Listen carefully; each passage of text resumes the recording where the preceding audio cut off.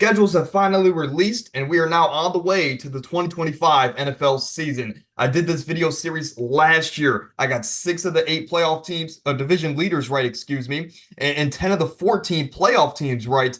And all of it culminated because of these schedule predicting videos. So, very simply, we're going through the AFC North, predicting their schedule. Amir's joining the show. If you enjoy, drop a like, subscribe to the channel. On the road to 18,000 subscribers. Amir, how you doing today? I'm doing good, ready to go. Now, we are recording this a little bit early, so if Lamar Jackson comes up tomorrow and he tears his knee up, then, of course, we'll have these different predictions. But we're recording this on the Sunday before you're seeing this video. But let's kick it off here. I'm on the left side. Amir's on the right. Let's go through the schedule. I think the Ravens get off to a hot start because, again, John Harbaugh, Lamar Jackson, he's lighter than ever. And this offense added Derrick Henry. This is an offense that a defense that re-signed Justin Madubuike, a guy who had a breakout year last year. Sure, this team lost their defensive coordinator, but they still have all the pieces there to be just as dominant. Even if they take a little step back, they're still going to be dominant on both sides of the ball. So I'm going to have them getting off to a fiery start. 4-0, beating quality teams like Kansas City on opening night, Dallas in Dallas, and then Buffalo in week 4 at home.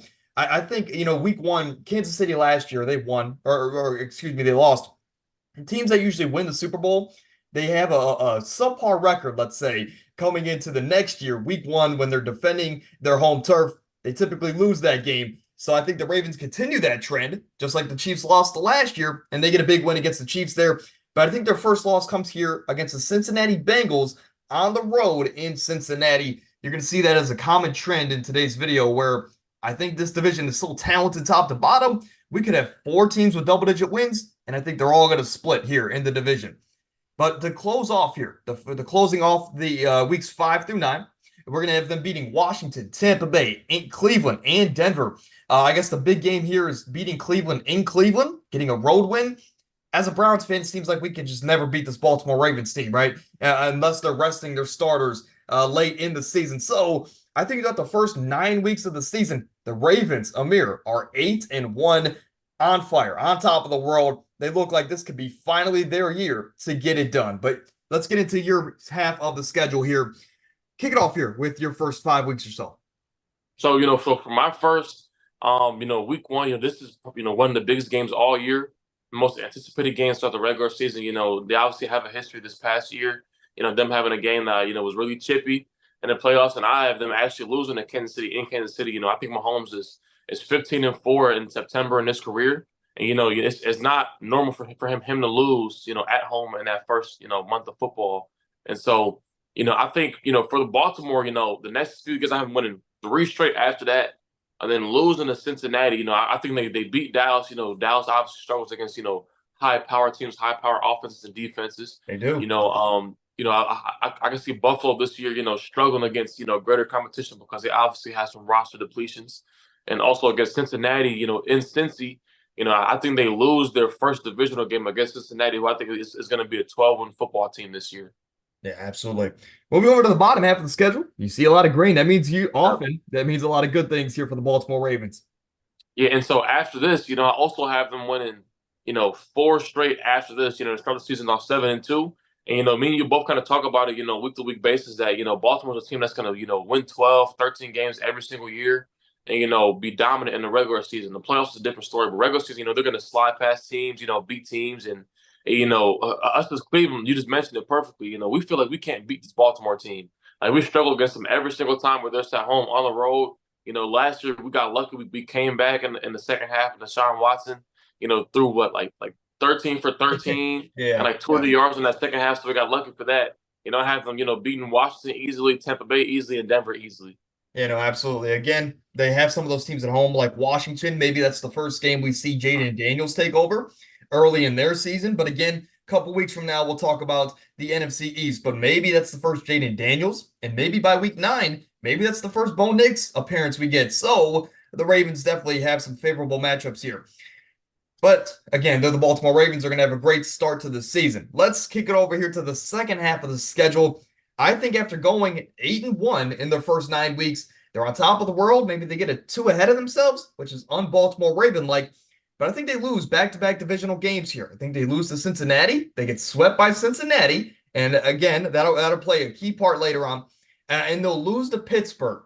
So, of course, Pittsburgh, I think talented defense, whether if it's Justin Fields or Russell Wilson, they just need to game manage, and Pittsburgh has the defense to beat anybody. So, again, they split with Pittsburgh, they split with Cleveland, and of course, they actually get swept by Cincinnati, which I think is huge. But if Joe Burrow, Jamar Chase, and this team is healthy, I think Joe Burrow has like a 5-2 record against Baltimore in his career, or 5-3 record. I looked it up before the video. Regardless, after that, they beat Los Angeles and LA, which that's not really a home field advantage, and they get a huge win here against Philadelphia. Okay, you beat LA, you beat the teams you're supposed to beat before this, but then you have Philadelphia coming in, a quality Super Bowl contending team coming into your hometown.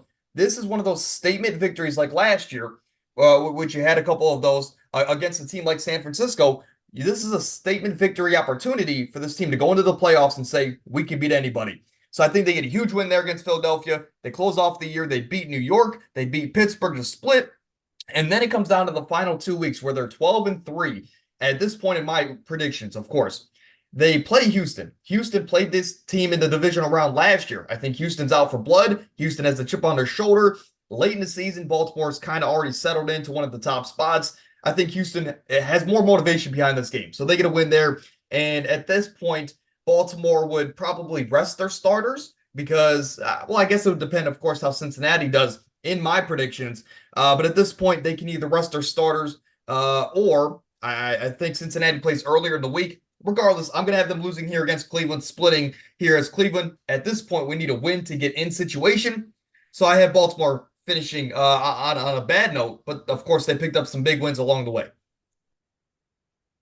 And so, for me, so for this first half of the second half of the season, I have them going actually, back at home against Cincinnati. I have them winning this game. You kind of mentioned it well. Burrow, beats Baltimore consistently, but I think I'm going to back at fact home, check that. yeah, I think back at home in Baltimore, they'll finally be off for blood. It's a divisional game, so at the end of the day, I think they'll, either split and it'll probably be a dogfight. And after that, I actually have them losing at Pittsburgh. Pittsburgh is a team that's kind of weird. I think, first of all, I think the whole entire division is going to be a double-digit win team. But I think in Pittsburgh it's going to be tough to play every single year. And we saw last year with Cleveland. I mean, we struggled against them big time. Both games. Pittsburgh's defense is legit. I think no matter what game Pittsburgh is going to play in this division, it's going to be a one-score game minimum. I have them beating the Chargers, and I have them actually after that beating Philly to start off strong going into that next bye week. And after that, I have them dominating the Giants after that. In that week 15, in that week 15. Sorry. And then after that, I have them beating Pittsburgh, to kind of get that revenge. And honestly, you touched on it with Houston. Houston is a team that's out for blood, looking to get back against, this Baltimore team who, in the first half of that playoff game, they were honestly, in that fight, competing well. Second half, they obviously pulled away, but they're a team who kind of loaded back up, team-wise, schematically-wise, and I think, they're going to be off for blood. And also, I think at this point in the season, I mean, Baltimore, based on my predictions, they have around 12 wins, so they should be clinched. They'll kind of be, kind of relaxed a little bit, kind of calm where they're at, kind of rest some guys, rest some starters and stuff like that. I think Houston's going to be, kind of in the dogfight trying to win that division against Indianapolis. So I think that they have a lot more to play for in that game. And I have them ending, the year as a loss to Cleveland because I think they're going to be resting the starters as well in week 18. Yeah, so I fact-checked it, and let me throw it out there. I am completely wrong. Joe Burrow does not have a winning record. He's actually 3-4 technically against the Ravens in his career. However, one of those games that looked like he left early due to an injury. So he's 3-3 in his career against the Ravens. So again, that's typical for the AFC North. Teams usually split. But we both have them going 12-5. In different ways, we both have them going 12-5, fighting for the top spot in the division. If they're not one, they're number two. And of course, that's not spoiling. That's just obvious with a record of 12-5. It's what the Ravens do. They're great in the regular season. I will throw it out there at this point that we are homers. We are Cleveland Brown fans. So if you want to call it bias, call it bias. If you want to call us, whatever you want to call us, right? We're Browns fans. So keep that in the back of your mind. But I think week 1, we're home against Dallas. We should win this game. But we both know the history of the Cleveland Browns on week 1. we do not have a great track, I guess, history at week one. I know last year we won, if I'm not mistaken, but outside of that, we were like 1-19 or something since we came back in '99. We do not win week one games. So I think we're going to lose to Dallas. Dallas comes into this year. Of course, it's a must prove it Super Bowl winning year for Dallas. At least that's what's being presented to us from Jerry Jones and the ownership. They need to get off to a great start, and I think Dallas will get a win on the road in week one. Of course, the Browns will then need to get back on track. I think we rally out 4 straight wins in Jacksonville against the Giants, which will be a tough game, I think, especially with their pass rush. The Raiders and the Commanders. I just like the quarterback matchups with Gardner Minshew there in Las Vegas, whether if it's Mariota in Washington or rookie Jaden Daniels. I like those matchups for the Cleveland Browns defense.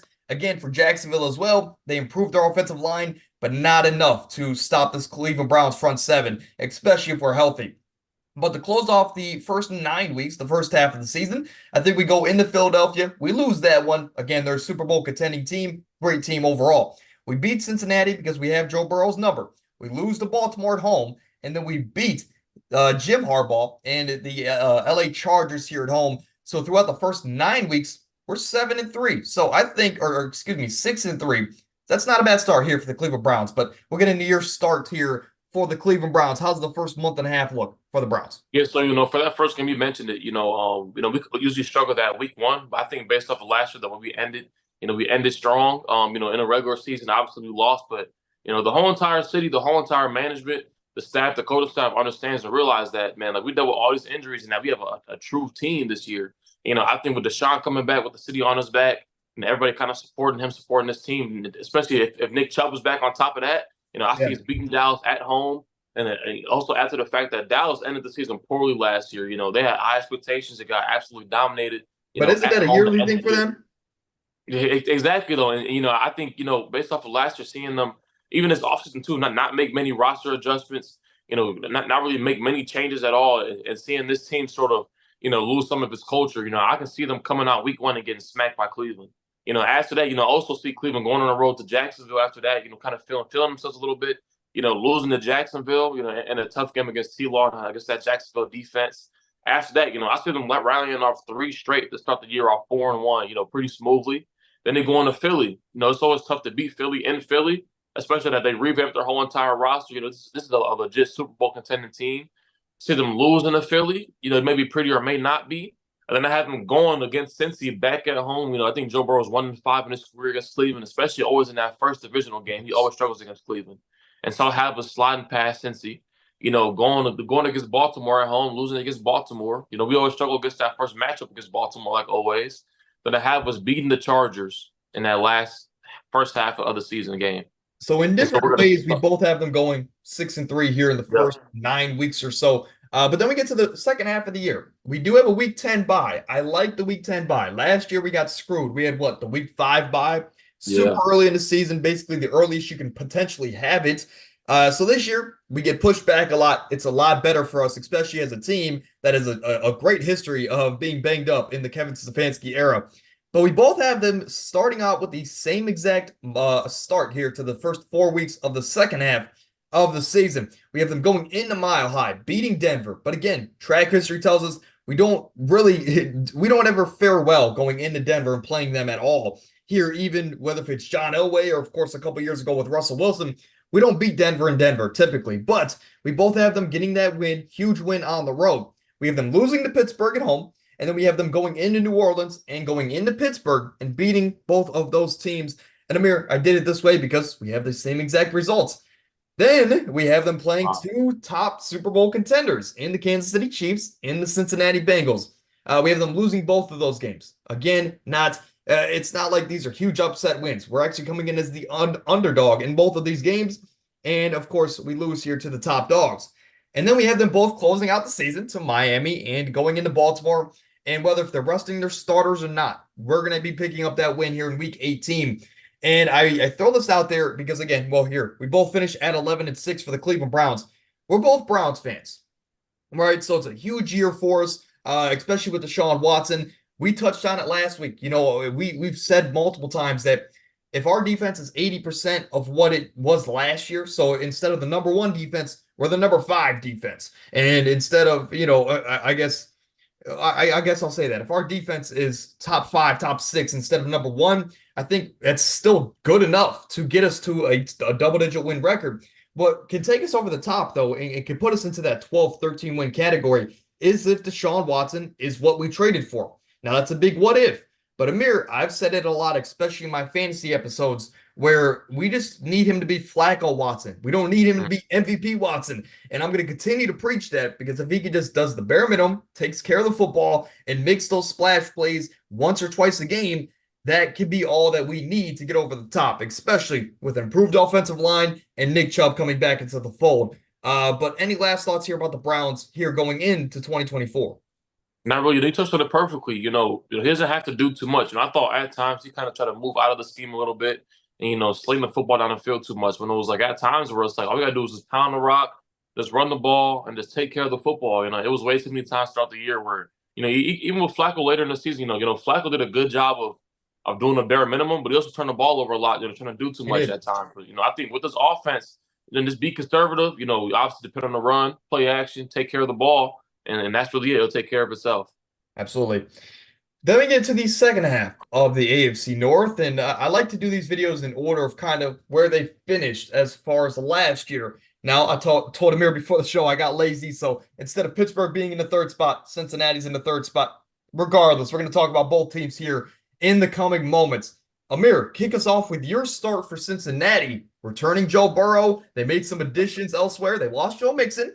Of course, there was some drama with T. Higgins, but as of right now, it looks like he's going to play his final contract out here with Cincinnati. Yep. So to start off, I have New England. I've been beating New England at home. Burrow's back. The crowd of Cincy is on his back, excited and happy to go. We're still not sure if T. Higgins is coming back or not, but I still think they handle New England easily, especially with Drake May's first game, but no problem. You think Drake May gets to start week one, or you think it's Jacoby Brissett? Honestly, I'm not really sure. I think that team is so bad to the point where they're kind of just like, just throw Drake May in there at that point. Oh, I hope not. For the player aspect of Drake May, I hope they. Yeah, seriously. Seriously. I think he needs that. Exactly. I think he needs at least 1 year or two to kind of relax and learn this system. But after that, week 2, I've been going to KC. Like I mentioned, on Baltimore's schedule, Mahomes doesn't really lose in September much. And so I think they lose in Kansas City. A tough game, especially with the KC roster that's completely revamped offensively and defensively. I've been beating Washington. Real quick, I'll throw it out there. Of course, you have them beating Washington and Carolina. Joe Burrow has never won a week 2 game in his career. That's crazy. I'm just going to throw it out there, but go ahead. Of course, you have them beating Washington and Carolina as well. I didn't know that. That's actually crazy. Yeah. After that, they honestly dominated Washington and Carolina. They just have too much at that point. After that, they're back home at Baltimore or in Cincinnati against Baltimore. This game can honestly go either way. I kind of try to pick these schedules of them, mainly splitting. But, I think, they kind of start off strong, start off hot and beat Baltimore barely. They go to New York, beat New York, kind of struggle just a little bit because right now they're on a winning streak. And it's tough for teams to continue streaks. After that, they go back to Cleveland, back in Ohio to Cleveland. They lose to Cleveland. Like I mentioned, for the Browns schedule, Joe Burrow always struggles against that first divisional game against Cleveland. He always does. And so after that, they go to Philly, or they go back to Cincinnati, play Philly, lose against Philly, lose back-to-back, and then they end up going back at home, beating Las Vegas, without a doubt. Yeah, absolutely. And so, 6-3 here. 6-3. I'm sorry? Yeah, it's 6-3. And, I think pretty much all the teams aside from Baltimore are going to start off 6-3. I think this whole entire division is going to be double-digit wins. I think it's going to be, at most 12 wins for all the teams, and the bottom at just 10 wins. Yeah, I can second that here with you, and I don't want to give it away, but, we're Browns fans, but we're logical Browns fans. We're not going to say, oh, we're the only double-digit team in the division. And I also want to throw this out there. I guess I should have said this at the top of the show, where we did these individually. So, of course, we use that schedule predictor website. I can't remember the name of the website. I'll give it to you guys next week, I'm sure, or I'll link it down in the comments. We use that website to predict these schedules, and that basically let us know what the record is, who, is in which spot in each division, and, of course, in the playoff picture. but we did these individually. So again, we didn't collaborate on these results. So if we have a lot of the same results, well, we just think alike. Here in my first month of the Bengals schedule, I think that, like you mentioned, they open up with a win against New England against Jacoby Brissett in my eyes. They lose to Kansas City. I think that's a stupid stat where Joe Burrow's never won a game a week two in his career. But again, they're playing a quality team in Kansas City. Joe Burrow's just getting his feet back under him after having that long surgery. And of course, he had some time off of the game. They beat Washington, Carolina, two young teams that might be starting veteran quarterbacks. Well, for Carolina, Bryce Young and them, it's a developmental year, right? So it's not a contending year for Carolina. It's a developmental year. They're just not there yet to beat a team of the caliber of Cincinnati. Now, can they pick up some upset wins along the way? Potentially, and I think they do, but not against Cincinnati. I think they beat Baltimore at home. They lose to the New York Giants. This is a huge game here, but the NFL is weird. Should Cincinnati win this game in New York? Yes, they should absolutely win this game. But the NFL is weird and upsets happen. This is where the Giants, I'll say, with their pass rush, get to Joe Burrow. They, of course, maybe this is a Malik Neighbors game. Maybe this is a Darren Waller game. Upsets happen is what I'm getting at here, and I think the Giants pull off a huge upset there at home against the Cincinnati Bengals. Then, reeling off of that loss, it carries over into the next game. Going into Cleveland, they lose that game as well, but they bounce back in a huge way, get a big win against Philly. They get a big win against the Raiders, of course, traveling back to home. So if you see a trend here, they don't lose much at home here in my rankings here in Cincinnati. Kicking off your first month of the second half of the Bengals schedule, how does that look here? So for my first month, I had them going to Baltimore and actually losing. They ended up winning the first game based on my prediction. I have them losing that first game at Baltimore. And so after that, I have them going all the way to LA, winning that game to kind of end off, pre-bye week, that pre-bye week schedule strong. I have them going on the bye week, coming back, after being well rested, but playing against Pittsburgh, at home. And, like you mentioned, the NFL is where, they're back after a bye week, well rested at home. But they're playing against Pittsburgh, a tough front seven, a tough defense. I think they bring the pressure at Joe Burrow, make it tough on him. And I think they go to Dallas and beat Dallas, which should be a tough game. We all know Dallas, are the Cowboys. Right. And so, after that, I have them going to Tennessee. In week 15, I have them beating Tennessee, going on to beat Cleveland, beating Denver, and beating Pittsburgh at Pittsburgh. I have them ending the season strong, ending the season hot. And, kind of like how last year, they kind of started off slow a little bit, kind of went through a dry spell and then turned it up, for some weeks. And I think, since it's going to end the season strong, end off hot, end up going into the playoffs with a chip on their shoulder and ready to prove something. Yeah, that's interesting. Ending the year on 5 wins. Last year, I was super high on the Bengals. I thought if they stayed healthy, that was my Super Bowl favorite last year. And Amir, I went back and I watched the first video that I did of this last year. Of course, you weren't on the show at the time. But the Bengals, to me, I had starting, I think, like 9-0. I had them starting like 9-0, and then they lost week 1. So I think they were like 5-5 in the first 10 weeks. But I had the Bengals going like 14-3 last year. That's how high I was on them. But of course, I was wrong in a big way. I can mirror. Well, actually, I'm going to do the exact opposite of you here to start their first 3 games of the second half of their schedule. I have them going into Baltimore, getting a big win, and again, sweeping the Ravens, something Joe Burrow's never done, but I think this year can be the year. They lose on the road to the LA Chargers, and then they coming out of the bye week, again, they get to reset, get ready for the stretch run. They get a big win against Pittsburgh at home, but now we have some tough games to close out the year. I can mirror you here up until week 18. They do go on a 5-game win streak here to close out the year, but they don't end the year because I think they lose to Pittsburgh week 18, and that game is going to be the reason that the Ravens are going to have a chance to win the division here to close out the year, because I have the Browns and the Steelers winning week 18, the underdogs in this division to the Bengals and, of course, the Baltimore Ravens. So it just makes it interesting. I'm not going to tell you guys who wins the division, but I can tell you it's going to be either the Ravens or the Cincinnati Bengals. We'll talk about that here in a moment. But 12-5 for the both of us. Both of us have them at 12-5, and we'll talk about division standings here after the Pittsburgh Steelers. Let's get into it here, man. The last team in the division, but a team that can't go under the radar. because they don't have maybe the quarterback play as the other three teams in this division, but maybe they have the best defense, arguably, maybe the best defensive player in the world as well. Your thoughts here about the Steelers' schedule?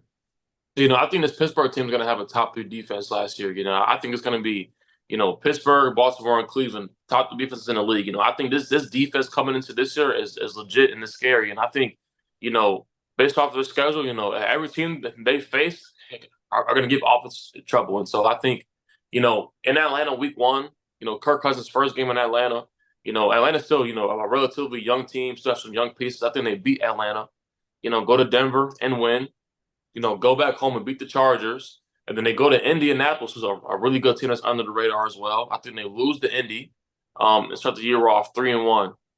After that, they go back home to Dallas. They end up beating Dallas. They end up going to Vegas and beating Vegas. End up going back home to New York, losing to the Jets team, who's up there with them as far as defensively, and who's probably the best offense they've played up until this point. They go ahead and back home, end up beating the Giants, to kind of start the year off. 7-2 to go to that bye week starts off strong. Yeah, 6-2. Just to clarify, but go ahead. Yeah. But getting over here, we'll kick it over to my half, and I can mirror your first month of the Pittsburgh Steelers schedule. I think again, first week for Kirk Cousins, first week as a head coach for Raheem Morris. Maybe that gives them an advantage. I don't know. TJ Watt's healthy. When TJ Watt is healthy, they win like 80% of their games. They start off 3-0 here against Atlanta, Denver in Mile High, and the LA Chargers. And then week 4, like you touched on, the Indianapolis Colts. Again, week 4. Who cares if they lose? But this game actually will have huge playoff implications for my personal playoff standings, and we'll have to keep that in mind here down the line. But the Indianapolis Colts will get the huge win here in week 4 at home against the Pittsburgh Steelers. But the Steelers after that, they'll lose to Dallas. This will be one of those wins early in the year, which Dallas always has, whether they blow a team out or not, where we're like, okay, maybe this can be the year. Maybe this Dallas team is legit. Maybe this is a team that can finally get over the hump, beating a team like the Pittsburgh Steelers. Again, the Steelers aren't widely known as this, tremendous Super Bowl contending team.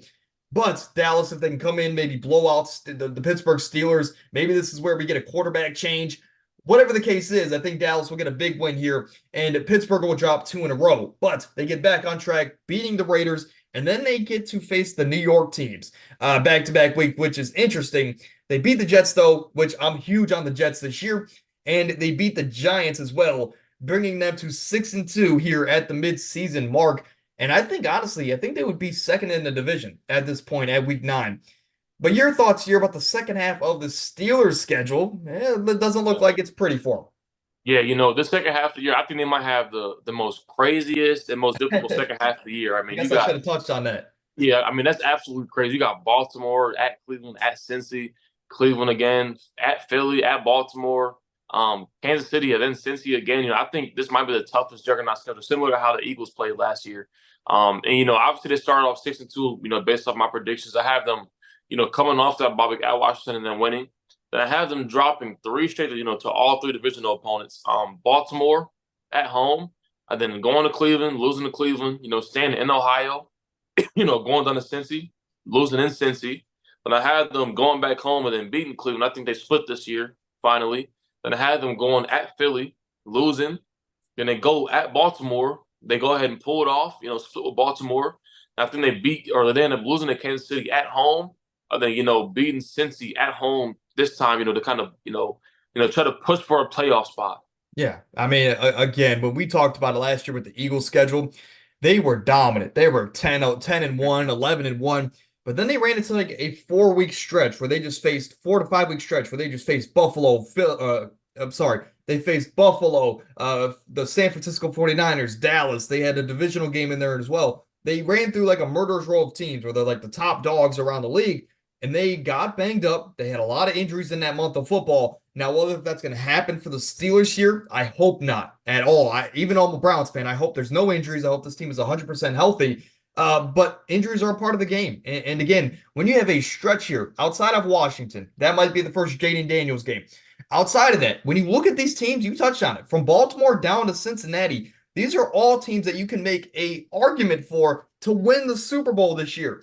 Now, the Browns, bit of a long shot, right? But all of those teams, you can make a legitimate argument that they can win the Super Bowl. And the Steelers have what, eight straight weeks to end the year against Yeah. Super Bowl contending teams. And six of those games are divisional opponents with a 4 straight week stretch against divisional opponents. This team is bound to get banged up here in the second half of the year. And I think that's why I'm going to have a lot of the same here. I think they do get off to, I think, unlike your things here, I think they don't get swept that 3 week stretch or 4 week stretch. I think they beat Washington, beat Baltimore at home, and of course they go into Cleveland and beat Cleveland because seemingly for whatever reason they like to beat us at home all the time. I think they lose to Cincinnati, and this is kind of where the injuries start to build up. Again, I hate to predict that, but it's just a part of the game. I think they end up going on like a 5-game losing streak. Again, you get a huge win against Baltimore, huge win against Cleveland. But then after that, you still got to play Cincinnati, Cleveland, Philadelphia, Baltimore, Kansas City, teams that are just overall better than you, from top to bottom. I think they're going to lose 5 of those, and then they close off the year with a win with the last-second hope that they can make the playoffs. But ultimately, we both have them going 10-7. But then we'll recap here with the AFC North, and these are basically our final standings for these teams going into 2024. Now, again, I want to throw it out there. If some crazy injuries or trades happen from now until the start of the season, we may adjust this, and we'll let you guys know over this next 8-week stretch. But on my side of things, Baltimore finishes 12-5. The same with Cincinnati, Cleveland at 11-6, and Pittsburgh at 10-7. We have the same exact records for every team in this division, Amir. But I think Cincinnati, saying that they sweep Baltimore, will actually end up winning this division. Did I have that in mind going into it? No, I thought Baltimore was going to run away with the division. But according to that website, Cincinnati actually took home the division for me, with Baltimore and Cleveland still making the playoffs in the wild card. But your thoughts here, it looks like you have Baltimore winning the division at 12-5. Yeah, so I have Baltimore winning the division, for the second year in a row. Like I always mention, Baltimore is a regular season team. They kind of feel like a team that never slouches in the regular season. They obviously have some hiccups and losses, but I can't remember the last time Baltimore really looked, really beatable in the regular season or human. I should say, like last year they looked If completely Lamar wasn't unstoppable. hurt. Right, and last year they honestly looked unstoppable. I think it's going to be the same thing this year. Since it's going to start off kind of slow, it's going to come back to haunt, and they'll end up finishing second in that division, probably clinching that 5th seed in the AFC overall. And end up finishing second in the division. I have Cleveland finishing 11-6, just behind both of them. Having the same record they did last year, finishing third in the division. And I have Pittsburgh, just finishing last, 1 game behind, like how it was last year.